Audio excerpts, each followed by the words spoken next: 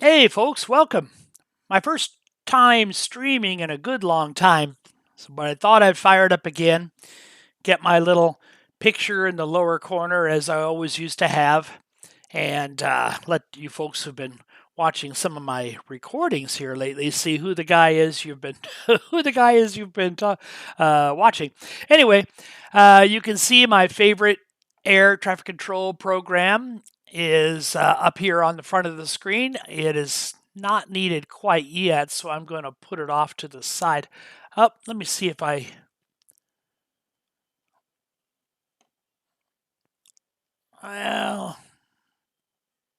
not so sure about the process over there, but we'll trust that everything is working as it should. I'm going to push this off to the side and get the flight simulator fired up. Thought today we'd go all Navy. We have an aircraft carrier off the coast. We have a carrier-capable airplane in the Boeing Goshawk, which is a Navy training aircraft. I'm trying to remember the plane that it replaced. The plane that it replaced was in service for a long, long time. And the training carrier is or used to be the Lexington, which was Lady Lex, and she was off I believe she was off the coast of Texas, out by Corpus Christi. But Lady Lex has been retired. She's now a museum ship, and you can go visit her if you're down in Corpus Christi area. And the plane they used to train Navy pilots is now long gone. Now it's the Goshawk. It's been for a couple decades, I think. And if I remember correctly, it started as a McDonnell Douglas aircraft, and when Boeing acquired McDonnell Douglas, then it became a Boeing aircraft. Kind of the same way the F-18 Hornet was developed by McDonnell Douglas, but now is a Boeing product. What's the old saying in corporate aviation, in corporate anything? If you can't beat the competition, buy the competition. That's the American way. Anyway, also, not only do we have the possibility of an aircraft carrier off the coast of Florida, I'm planning on starting down in Key West. We got a couple of Payware Sceneries. We have Key West International Airport, which I've actually had for a while. And we got a brand new acquisition for me, which is Key West Naval Air Station. So I'm going to load up at the Naval Air Station, see if we can't have a little Navy fun. Also, I've got a catapult arrestor program called Kinetic Assist, which if we do find that carrier, we can get aboard. Let's see if I can find Kinetic Assist. Where did I put that puppy? Oh, it's not there. Kinetic Assist. There it is. You know, when you're streaming, you've got the webcam set up, you've got the streaming software set up, you've got YouTube. In my case, you've got YouTube opened up, you've got Microsoft Flight Simulator, my external air traffic control program set up. It's kind of amazing how many programs you have running at once, and it's a little unnerving about how they all work seamlessly together. Or you're kind of the conductor here. You're conducting all these parts of the orchestra, and you're trying to make them all function together. That was the big thing about FS9 and FSX, is that everybody contributed to it, and when you fired it up, you had some software was developed in Italy, and some software was developed in Japan, and it's all trying to work together. And there were a lot of problems with integration many times, but as often as there were problems, it was kind of amazing it worked as well as it did. I recently installed FS9 flight simulator, A Century of Flight 2004, onto my machine so I could fly some of those early turn of the century aircraft. And the biggest thing about them is they were so underpowered. Oh my god, the Wright Flyer and some of the earlier planes in France, you could barely get in the sky, and it wasn't necessarily a problem with design, although today's computer design would have been helpful, but it was mostly just a lack of basic power. You got to remember the Wright brothers, they were bicycle mechanics, and yes, they were dealing with a small internal combustion engine, but the key word, small.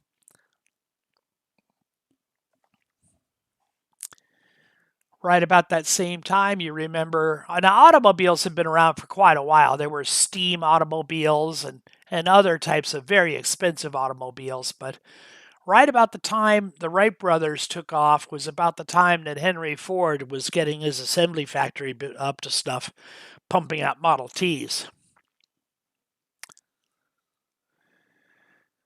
Okay, hopefully not too much longer to go in the setup process. Yeah, the developers of the Goshawk here in Flight Simulator is a company, if I remember their name, it's India Foxtrot Echo. I'm probably throwing those phonic terms around incorrectly. But they also make an Italian fighter.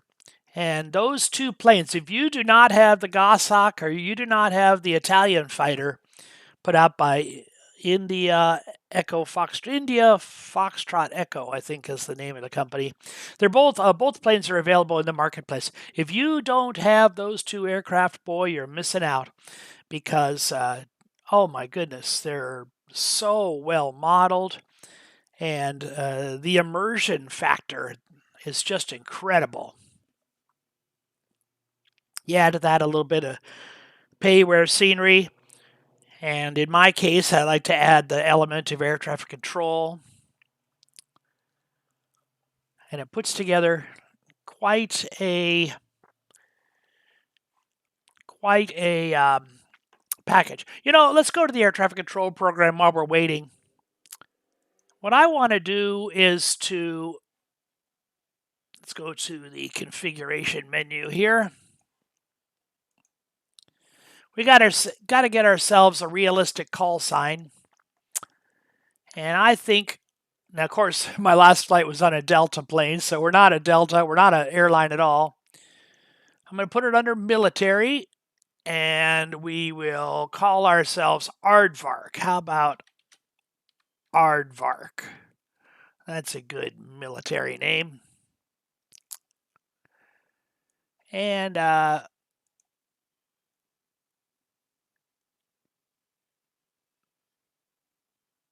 we'll save that. Well,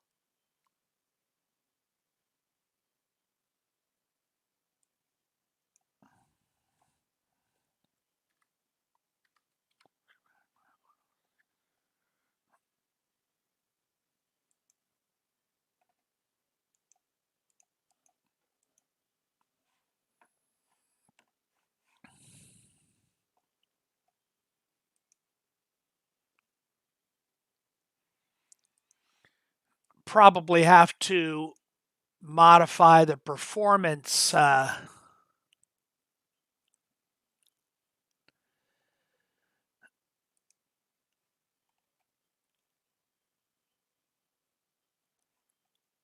parameters as well. Well, Susan, you're not going to be my co-pilot today because I'm not going to have anyone in the back seat.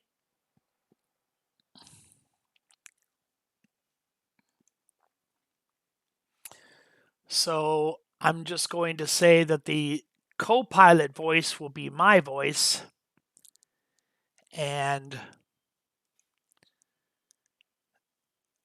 I am going to allow the program, in other words, my first officer, my first officer in any other aircraft, but for me, this would just be me. But the program is going to be me in the response to the radio and into the changing of the frequencies. Does that make sense? I don't know if it makes sense.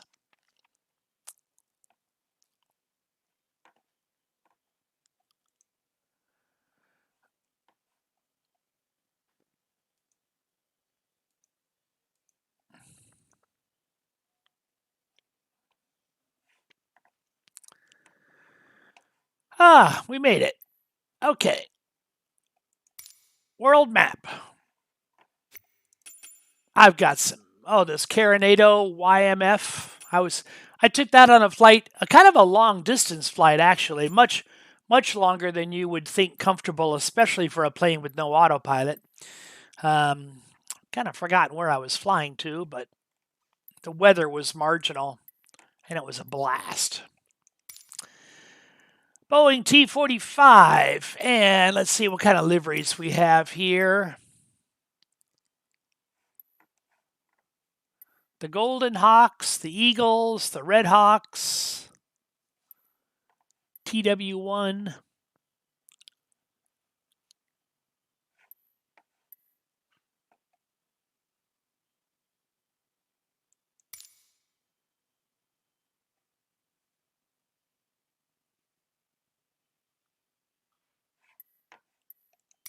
Okay, this will be good.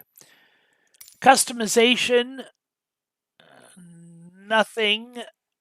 Turn off the heavy, turn off the show tail number.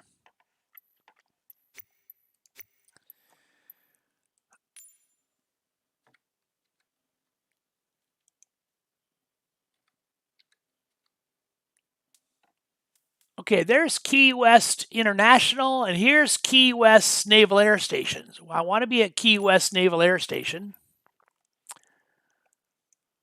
Boca Chica Field. I'm probably mispronouncing that.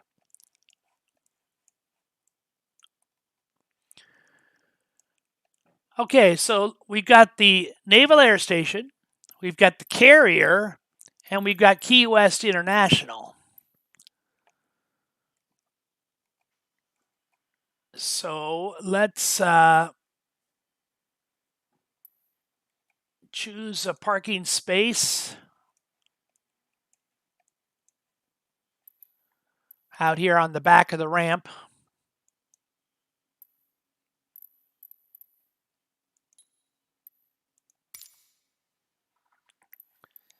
And we'll choose a destination of Key West International.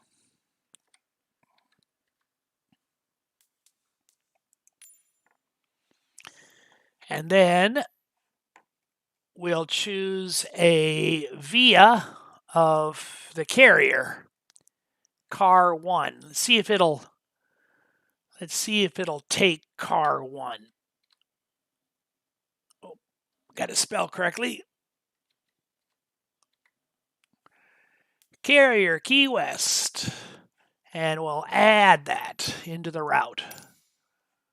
Wonderful. Let's check on the flight conditions. Live weather looks a little stormy. Are you willing to fly in some storms? Sure, why not?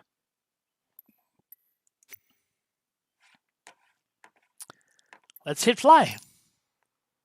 I usually leave live weather and live multiplayer on, but I turn off the labels. So even though the multiplayers are out there, you might see their aircraft from time to time, but I try to keep the immersion level high by not looking at their labels. Although I must say, on the few times that I've left the labels on, some of these folks are so imaginative with their label names. My name is Regal Eagle, REGALEAGLE. Regal Eagle, that's me if you ever see me in the sky.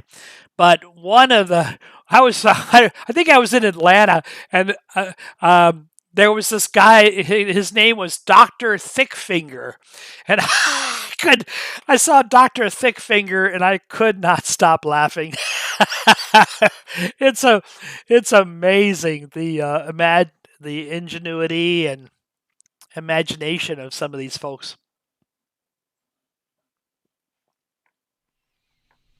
Here we come. I like to watch this opening screen. Gives me a grand perspective. Sometimes I can pick out my, there's a not a C Stallion, CH-53. What's the name of a CH-53? Seahorse? C Stallion? Might be a C Stallion. Oh, got some F-18s. This is wonderful. These are not default aircraft. These are this has to be part of the scenery. Got some F-18s out here. Oh, I'm already loving this scenery. My first time opening, I just loaded the scenery not long ago, so my first time looking at it, squadrons of F-18 Hornets. There's a Greyhound, a C-2 Greyhound, which it's what you often call the COD, Carrier Onboard Delivery. That's the plane that brings the mail and the parts out to the carrier. The skies are a bit ominous. And I'm so distracted by the scenery, I'm not paying attention to our wonderful little training aircraft. The Goshawk, which of course is a McDonnell Douglas modification of the very famous BAE British Hawker. And it's not a direct copy.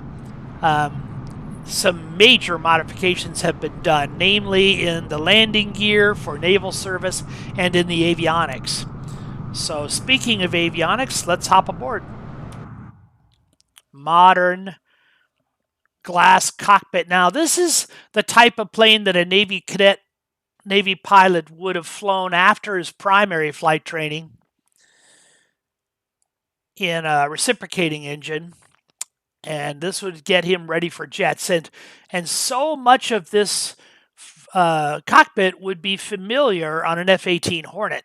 So when the Nugget graduates from this airplane, his learning curve to the Hornet is I won't say small, but it's reduced. Okay, let's see if we can't fire this puppy up. What do we have to look at here? I think we've got a couple of batteries. Oh, we need some remove before flight. We will arm the... There's a special name for this cord that blows away the canopy. It's a det cord of some type, but I forget the actual name of it. Take that safety pin out. We've got a safety pin. This is called the secondary handle. The primary or face curtain handle would be above your head, and you're supposed to reach for above your head and pull the face curtain over your face to protect you during an ejection. But you know, that's not, even though this is the secondary handle down here, the secondary handle actually gets used more than the primary handle. And the reason is, when you're going to auger in the aircraft, you want to maintain control until the very last millisecond. So you'd often have your hands on the control stick and throttle, the HOTUS, and then just as you're ready to eject, you pull for that secondary handle between your legs. So the other thing we're going to need to do is arm the seat by flipping over that safe lever here on the right. It's called the seat pan. This is a metal pan that the seat sits into, and incorporated into that seat is your parachute.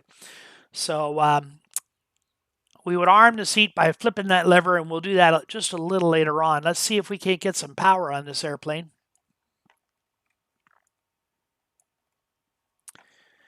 Battery on. Generator on. Get rid of that nasty master caution.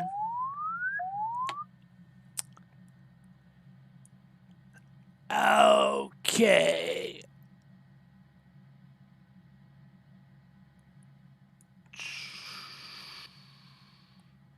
Here I am burning juice while I'm trying to figure things out.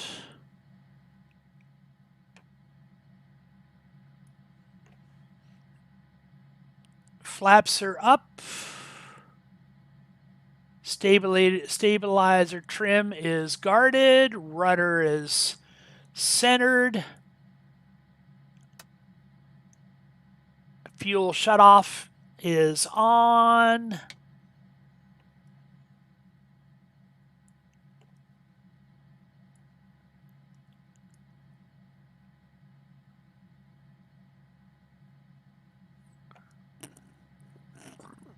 I'm looking for a oxygen button here. Oh, that's the ladder extension for getting in the aircraft. Nice to have that after you're already in, right?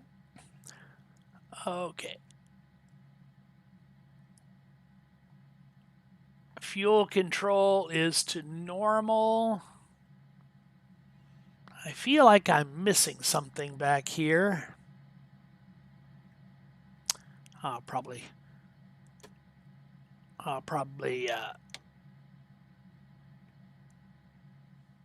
figure out eventually. Make sure my throttle is working. It is. I know I'll need anti-skid eventually. Let's go ahead and push the ignition switch.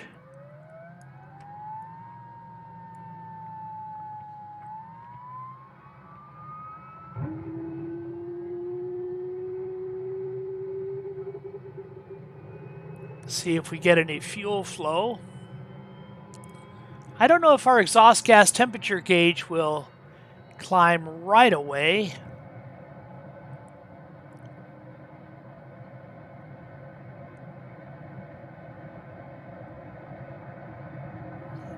Not seeing anything on those gauges, but part of starting the aircraft, I believe, is listening to it, and I think we're listened to it enough to hit the engine start.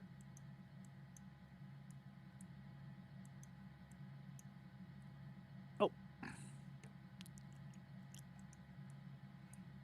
The engine start doesn't want to start. Oh, I think the button popped out.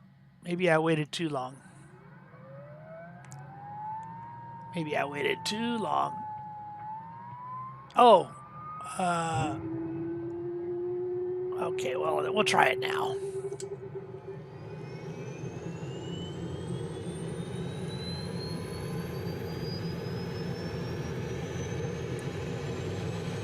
I'm getting RPM.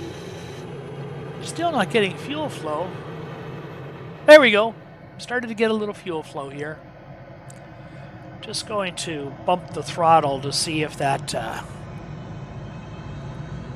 does anything here.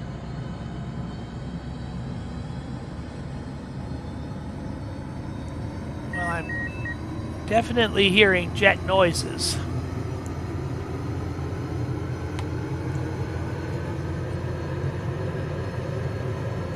Let's kick up the PDFs. Turn on the radio.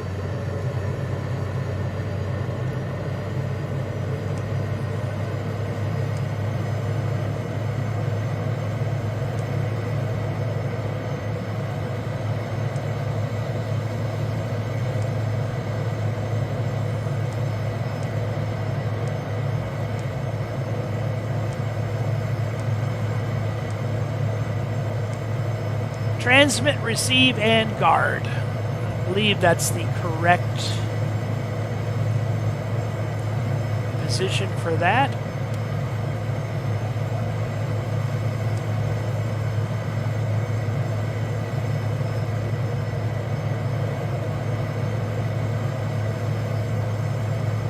And what I'm going to do about my clearance today, I want to file IFR, but I'm going to do what's called a pop-up clearance.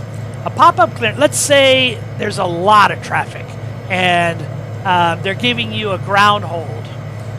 Well, you could not, well, I won't say you couldn't do it with the commercial airliner, but it would be very uncommon.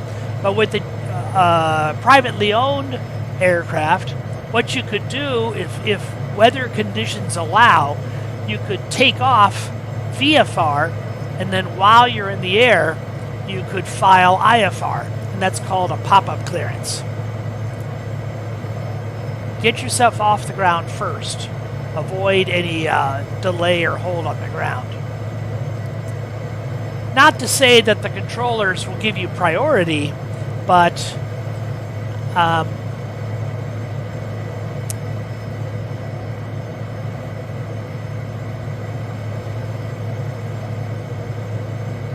built-in tab, that's kind of cool. But you're already in the air, so they got to do something with you. I'm taking just a minute of time to digest some of these screens.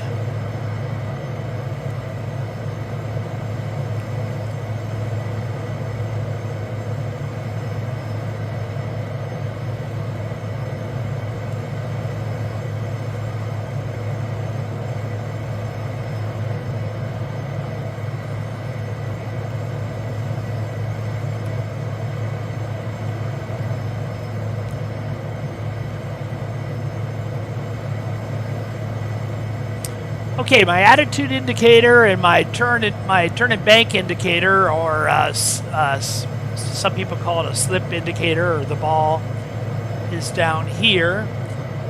Here I've got a plan view. Not a big fan of the plan view. Well, I guess plan view is okay for right now. Scale at 320, we can zoom that in quite a bit.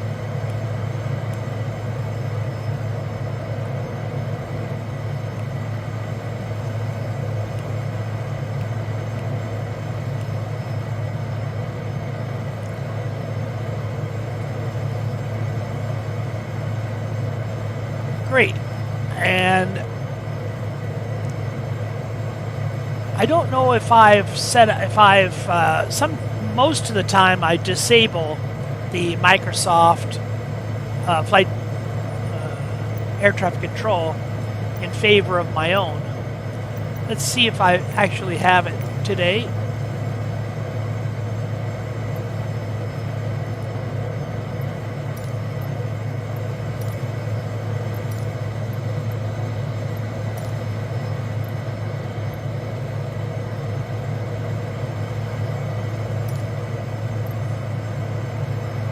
Oh, I think I know what's going on here. I have that, and this happens all the time. I have that radio assist on, and I don't like it.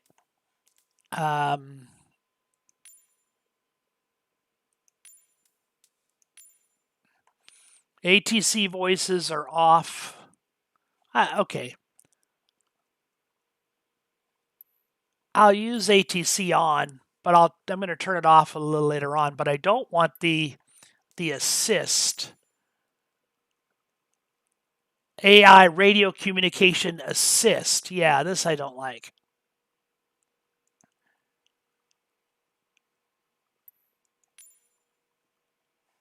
And no matter, I'll turn it off, and next time I fly, it'll come back on again.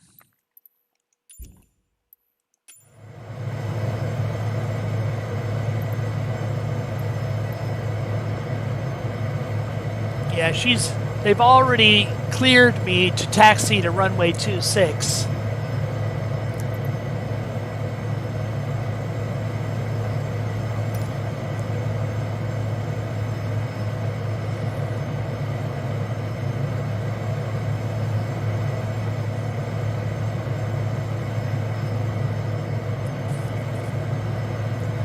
I was just lamenting of how many programs I have running. How about if I fire up another one? This is Navigraph. Navigraph is wonderful.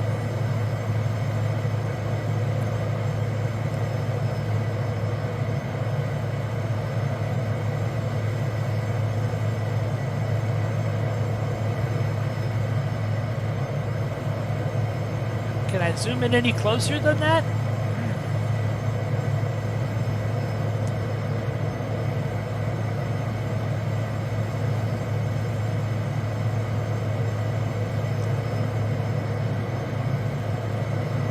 KNQX, Kilo November Quebec X-ray.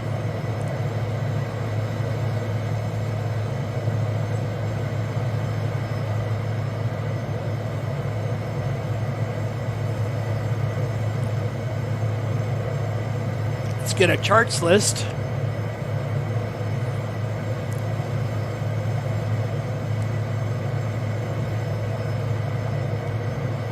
Runway 26.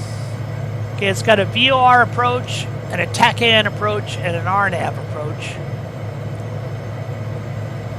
There are no ILSs at this airport. Well, it's not going to be one of my favorite landing airports, that's for sure.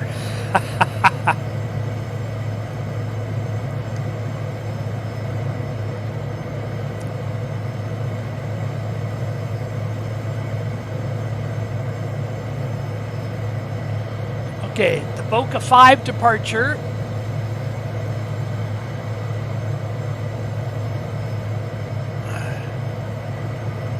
From runway 26. There's runway 4.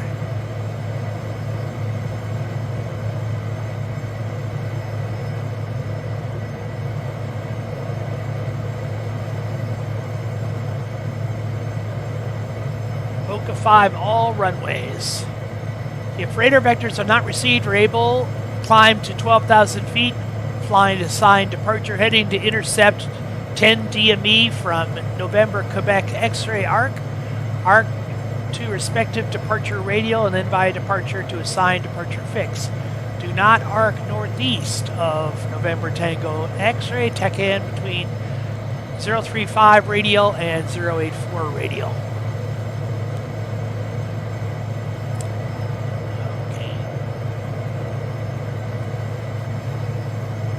So they don't want us in this northeast sector. Runway 26 is a westerly runway, so I certainly don't have to worry too much about that. And that will be fine. Of course, I don't have charts for the carrier. Let's see if I can't find runway 26. So I'm going to taxi to runway 26 points off to my left-hand side, so I'm going to taxi to the right. And I bet there's a runway down there. You know, while I had those charts up, I probably should have seen if they had a... Actually, let's do that. Let's see if there's an airport directory.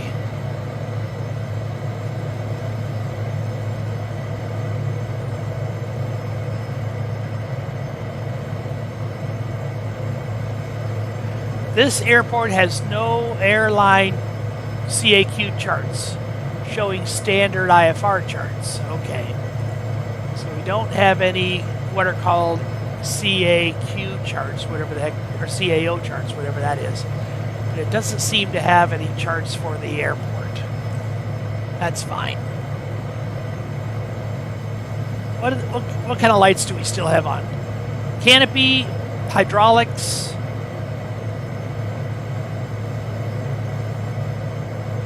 nose wheel steering, and COG. I don't know what COG is.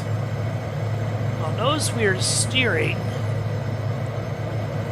Okay, anti-skid is on.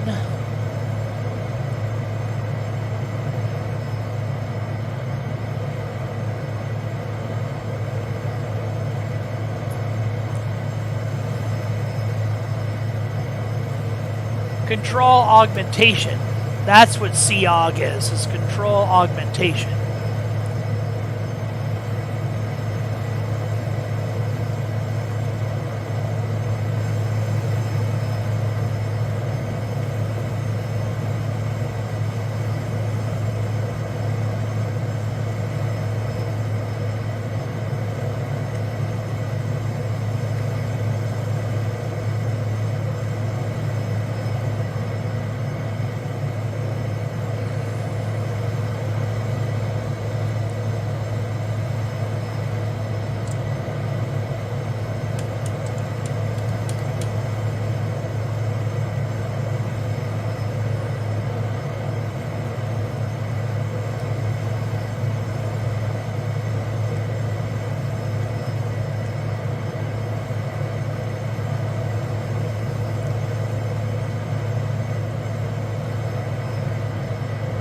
So the one I'm worried about the most is hydraulics. You kind of have to have hydraulics. Canopy I can kind of figure out. Just going to come up here and grab the handle and give it a good old Navy tug.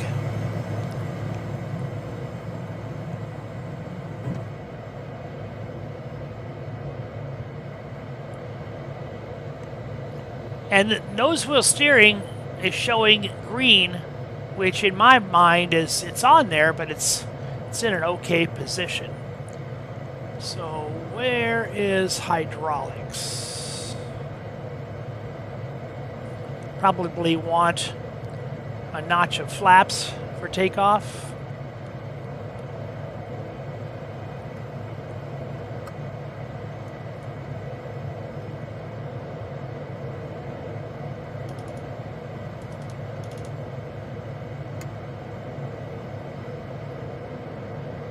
See if it might be behind the throttle here. I don't know what's behind the throttle.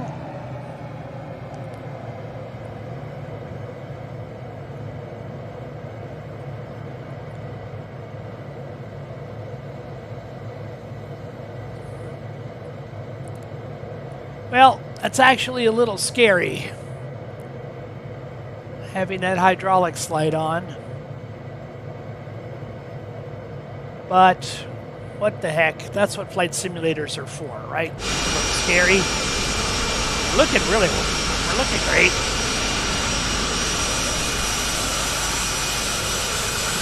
Well, I may auger in. I may regret it. But maybe once this flight is over, I'll do a little research and I'll find out more about that hydraulics. I want to do a quick little flight plan. I want to do a quick little prepare the flight plan for the air traffic control program while we're still here on the ground. So we're at Kilo November Quebec X-ray. Kilo November Quebec X-ray, and we are going to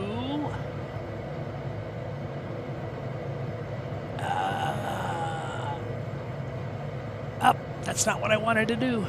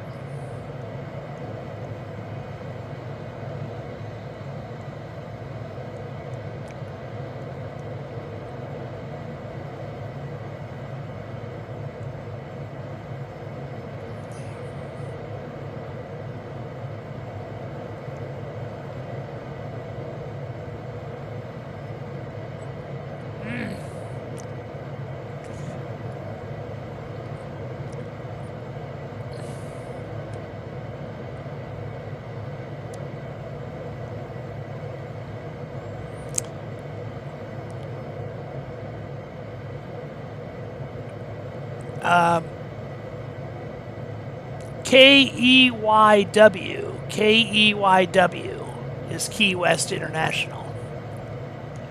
KEYW. So I'm going to import that in. And here you can see the direct line from Key West to KEYW.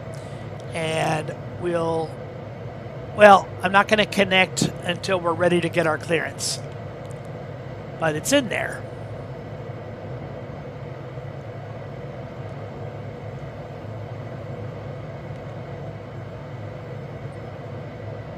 Let's get out to runway 26. Was that what we were... Boy, Marines. Boy, those Marines have got some dirty aircraft. So let's taxi to the right and get out to 26. Clear left side. Clear right side. One of these days, when you streaming folks aren't with me, I'm going to take a taxi tour of this airport because it looks cool.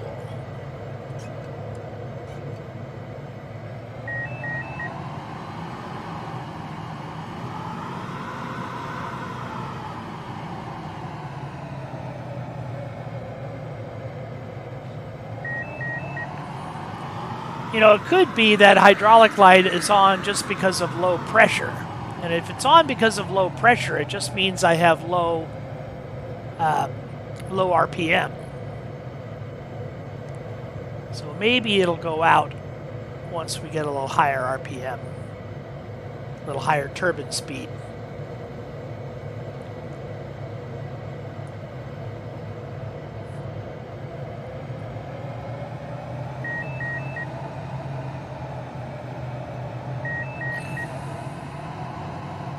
Oh, the other alarm I'm getting is for the seat. Seat's not armed. Okay. I know how to deal with that one. Now the seat is armed. These aircraft have what are called 00 seats. That used to not be the case. There's two things that make up a 00 seat. First of all, they've got, let's say in the old days, you punched out while the airplane was on the ground. Well, there was no bubble level to tell the seat which direction was up. So whichever orientation you were with the ground, you were going to go Newton's third law, an object in motion stays in motion. You were going to go in motion in that direction until some force, many times the ground, would stop you. The new seats have a bubble level, so when you eject out, they they head upward, and then they deploy the parachute. And the second thing that makes up a 00 seat is that you can initiate it on the ground without killing yourself. In other words, it's got enough power to get you high enough where the chute will deploy and you can come down with the fully deployed chute. The older ejection seats didn't have a lot of power behind them, and if you were on the ground, you went up several feet, but you would hit the ground before your chute had the ability to deploy. So ejecting on the ground was a death sentence in the early days. Not anymore. Well, it's still, most likely it's a career-ending sentence. You can screw up your back, and that doesn't look like runway 26. Look at this base. Got some Coast Guard helicopters out here, some Black Hawks. Oh, the more I look at this scenery, the more I am impressed. This scenery, by the way, can be found in the sim market. You know what I found out about the sim market? It's European, but for many smaller developers, one-man developers or one-woman developers, their items are often for sale in the sim market when you won't find them at the Just Flights or at the Microsoft Center. Oh, look at the control tower.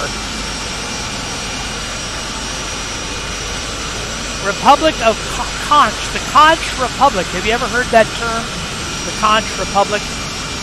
Conch refers to a type of seashell. And some people think they ought to have their own government called the Conch Republic.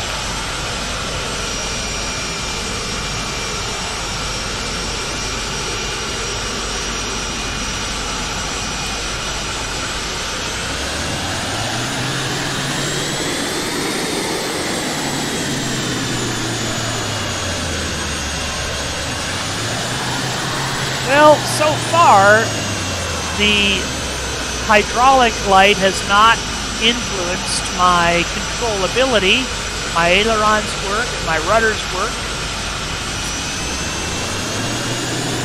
My elevator works.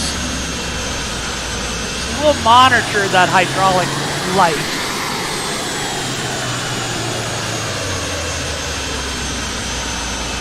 See if I can't tune the tower.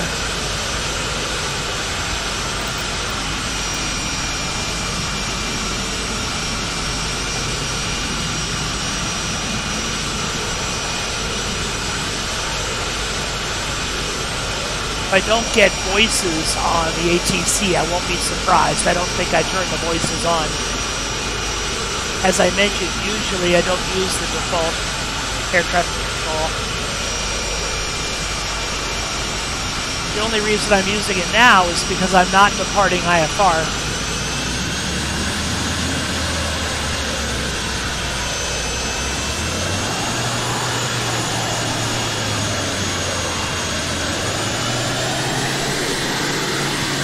Well, this is the whole short line. This is the... So we should have the ability to tune in tower before reaching this line. Apparently not. But that's not uncommon in Microsoft Flight Simulator. Many times you won't get that ability until you're right on top of the runway.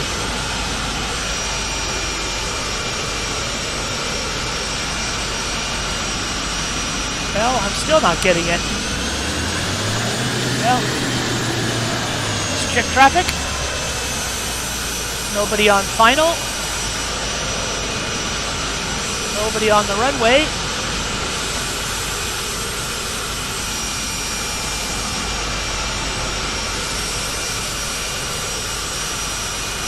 Ah. Let's climb back aboard. Kick the tires and light the fires. Away we go.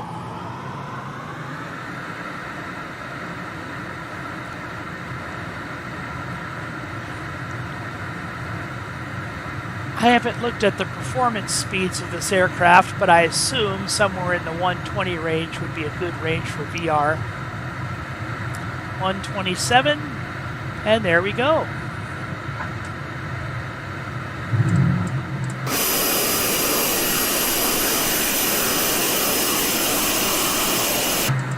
Wonderful animation.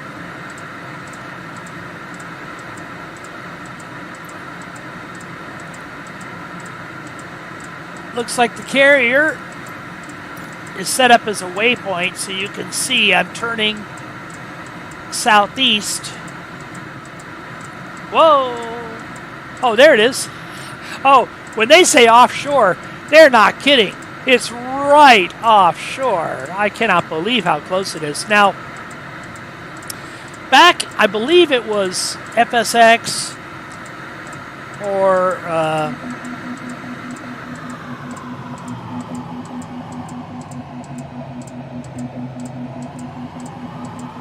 one of the, I'm getting a light for something. Wheels. Why am I getting a wheels light? Oh, I probably am low to the ground. It's just an advisory. I'm low to the ground and I'm a low power setting, so I'm getting the wheels advisory. What I want to do now is to turn on my kinetic assist. Now the kinetic assist program is going to simulate arrestor gear and catapult. So I'm going to connect the kinetic assist. I'm going to go to arrestor, deploy tailhook. Now that's different than the actual tailhook down here. We can deploy this tailhook as well.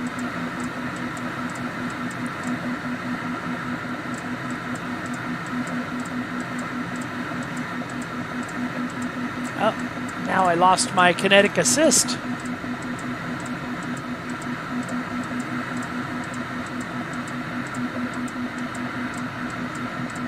Oops. Oh. And don't auger into the ocean. So tailhook is deployed, and now anytime I hit any hard surface, I'm going to come to a stop really fast. So let's get the landing gear down. Let's get the rest of the flaps in.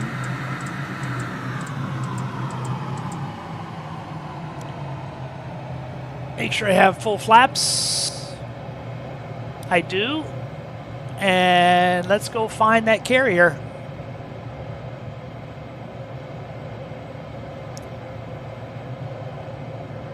Should be on a heading of 270 or 278 or so, almost due west.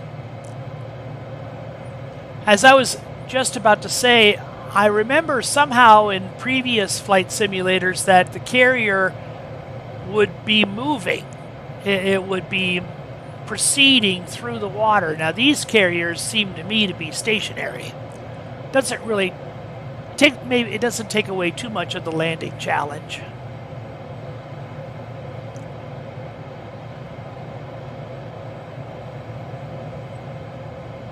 Speed's at 243. We are fast.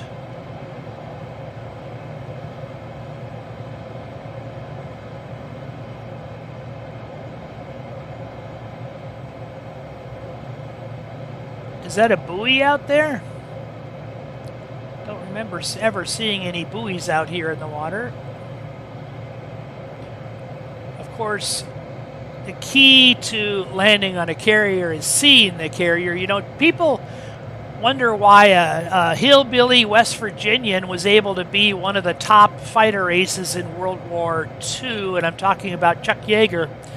Chuck Yeager had incredible vision, and he really didn't necessarily have any yanking and banking fighter pilot skills.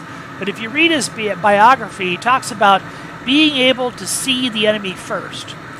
And if you're able to see the enemy first, and you have a plane that's capable, the easiest way to win a victory is to sneak up on them and bushwhack them, ambush. The best fighter planes were not necessarily the most maneuverable, they were the fastest, because they could run up on their enemy, shoot them down, and then escape. And that's what Chuck Yeager was very, very good at. Okay, so is that a carrier ahead of me?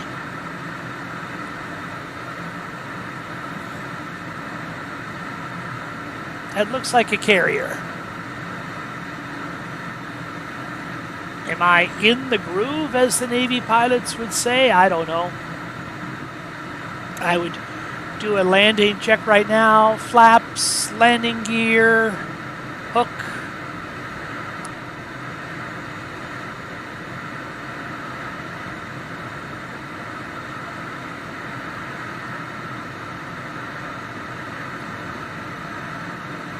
With this kinetic assist program, your airplane doesn't necessarily have to have a hook. If you want to try this with the Italian airplane, also by Fox India Echo, whoever made this plane, you can do that. You can do it with the Cessna.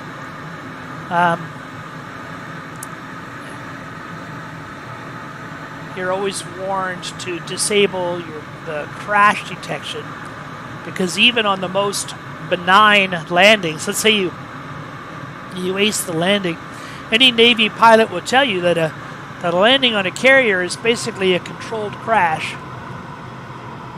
So that's what we're going to be doing here today. 189 on the airspeed. We're fast and we're a little high. We're actually a lot high.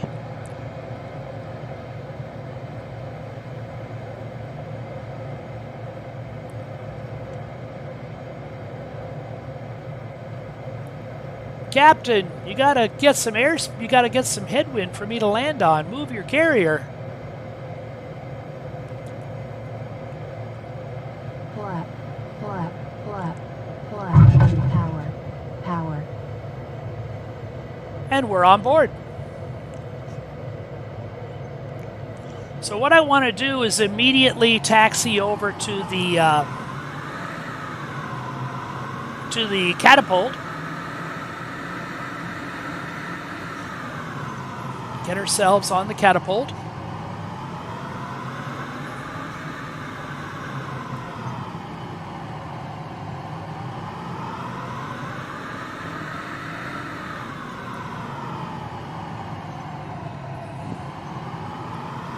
Get ourselves straight on the catapult. Put the parking brake on.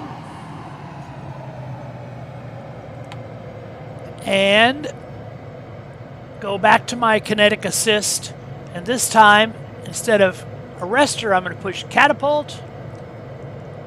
150 knot is what the catapult is going to give me. I'm going to throttle up to 100% or just shy of 100%. Salute the catapult officer. Hit the ready to launch button. And disengage the parking brake. Here we go. And we're away.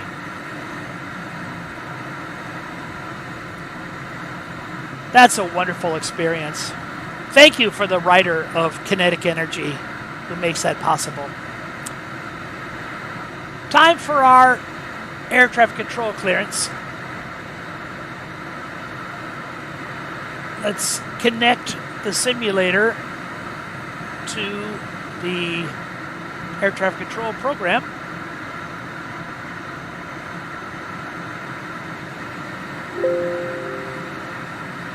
We'll validate the flight plan, file the flight plan. Whoa, it gave me a big old long approach. I don't mind a long approach. Look at the cruise ships over here. We've got some cargo ships, maybe a Navy ship or two. This area, I bet that's the airport right there. I bet that's Key West International right there. We're gonna have to fly away from it a little bit, I'm sure.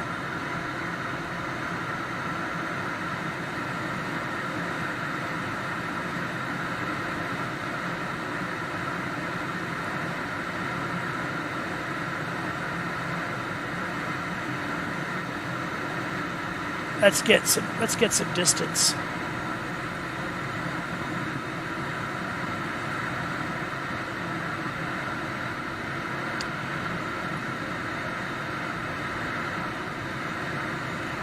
Looks like the available approaches is an RNAV to runway 9.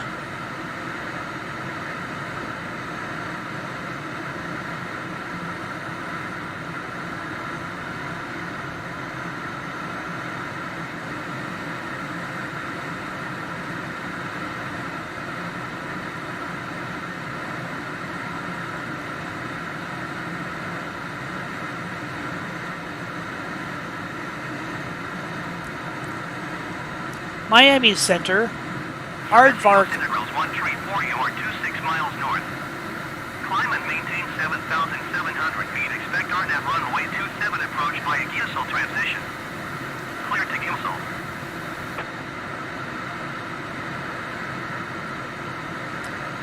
Miami Center, Aardvark 106, ready to copy. Climb and maintain 7,700. Contact Navy Key West approach on 124.02. Enjoy your morning.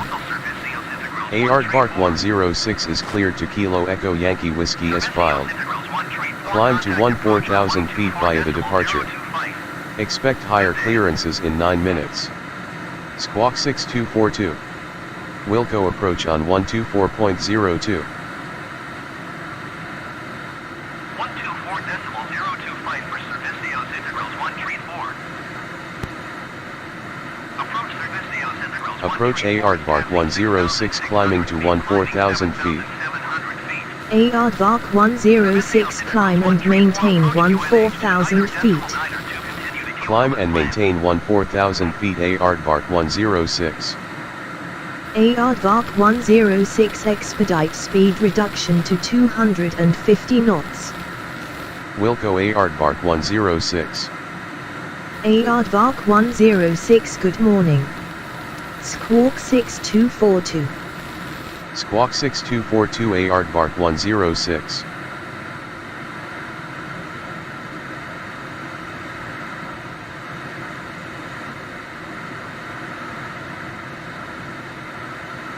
When I typed in the call sign, I should have realized that the program would read the letters. Aardvark 106 climb and maintain flight level 220. Climb and maintain flight level 220 Aardvark 106. I should have realized that it would pronounce the name phonically and not literally. So I typed the word Aardvark using 2 A's as it is correctly spelled. But the computer doesn't know that. It's trying to pronounce the word phonically, so it's saying aardvark when actually the correct pronunciation is aardvark. So in the future, matter of fact, I can fix that right now, actually. I can just go into ATC setups. You can see aardvark. I just get rid of that first A, like that. And now it should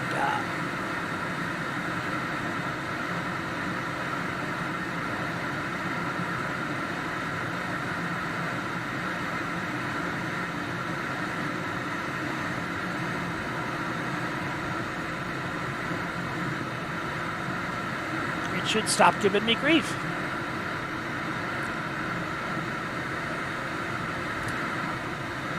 Well, I don't think I need to climb to 22,000 feet, and I don't think I need to fly further west.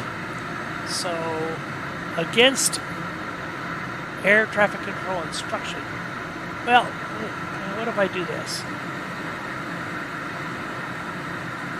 Direct to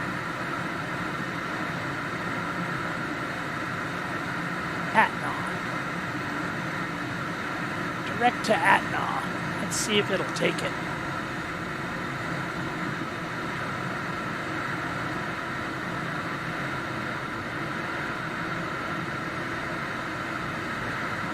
A Alpha Tango November Alpha Whiskey.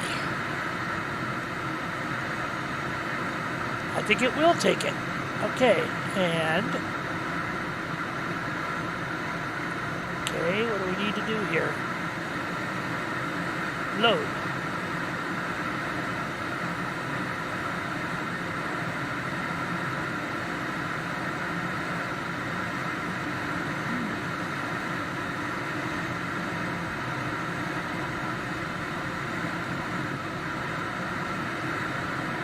Not sure if that took or not. But what I think will happen is, once I turn and decelerate and head toward Atna, which is what it is, it's a waypoint on a very long extension of final to runway 9.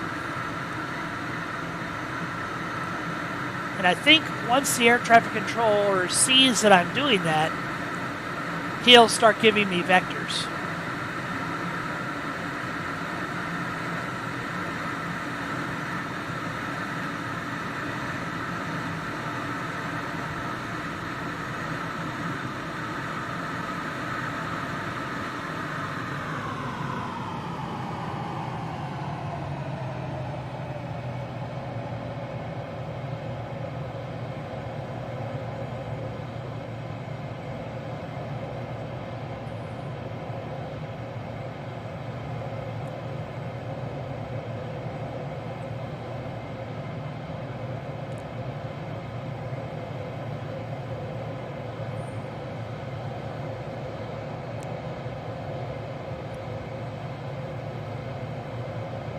We're at 217. We're well within flap extension speed. So we'll go ahead. Oh, we are already at full flaps. Maybe that's why we were within flap extension speed. Hook is down. We can put the hook up. We never raised the hook. We never raised the hook from the catapult, did we? Probably you shouldn't take off with the hook down. I'm guessing that would be a Navy faux pas. And the gear is down, so we are dirty. We are coming in dirty.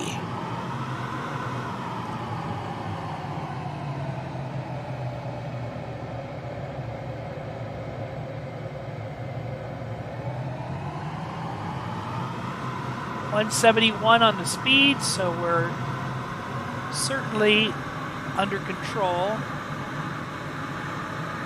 A little bit on the slow side.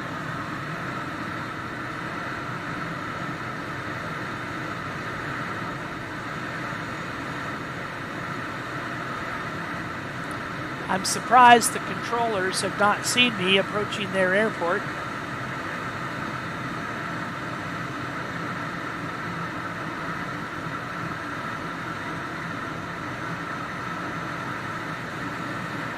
Aardvark 106 expedite climb to flight level 220.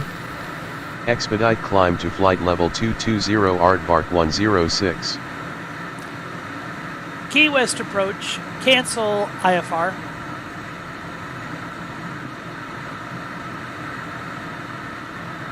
Key West approach, cancel IFR clearance.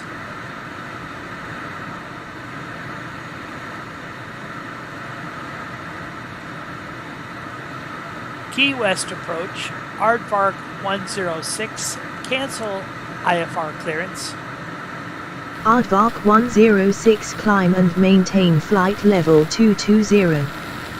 Climb and maintain flight level 220 Aardvark 106. Key West approach, Aardvark 106, cancel IFR clearance.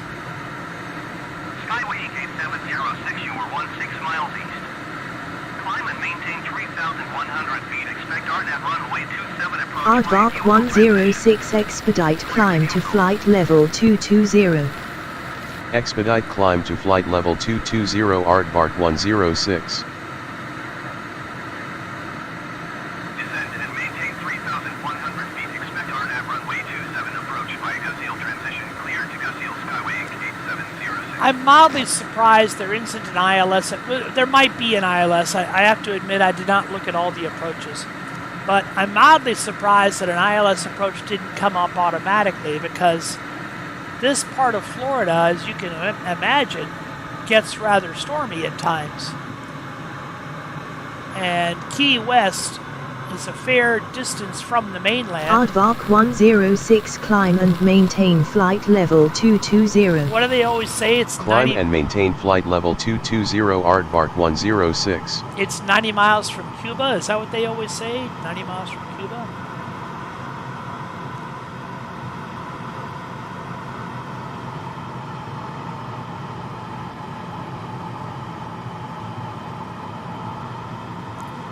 So there's a main drag in Key West called Duval Street. And I'm not a big drinker, but people who are do what's called the Duval Crawl. And the Duval Crawl is trying to visit every bar on Duval Street. Big tourist attraction. One of the bars is the famous Margaritaville. And another bar is called Sloppy Joe's. Sloppy Joe's sits at the end of Duval Street, and this is where Ernest Hemingway would pen some of his novels. It's known for Sloppy Joe sandwiches, and what do they call a cat with more than the number of toes it's supposed to have? Pterodactyl? Aardvark 106, you have traffic at 1 o'clock 10 miles at 3,100 feet. Oh, I see the airport. Just kind of taking a bit of a scenic tour here. But a cat with multiple toes is called, there's a name for it. It starts with the letter P. I forget what it is. Pterodactyl or whatever. And those type of cats breed prolifically and hang around the Sloppy Joe restaurant. Or bar. It's mostly a bar, a little bit of a restaurant. And if you remember when you were in high school, and every Thursday in the cafeteria they would serve high school Sloppy Joes. They were the cheapest things you could imagine. Ground beef on a bun with some Worcestershire sauce, and that's what you get at Sloppy Joe's. Very few restaurants serve Sloppy Joe's because it's so cheap. They can't justify a price that would make it worthwhile to them. But this is one place where you can still get it.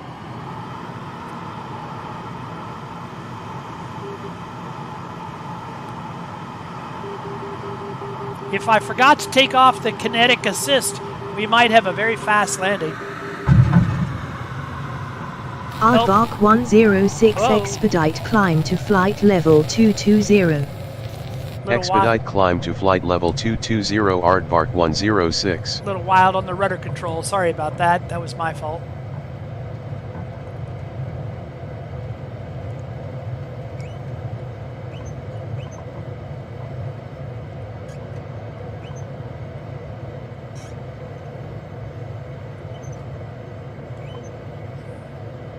Aardvark 106 climb and maintain flight level 220.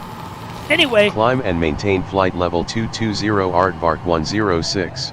I'm not going to ask for parking. Try to find a parking space here. I'm just going to enjoy this wonderful aircraft, the wonderful scenery add-ons. Servicios integrals 134, contact Miami Center on 124.7. Good day.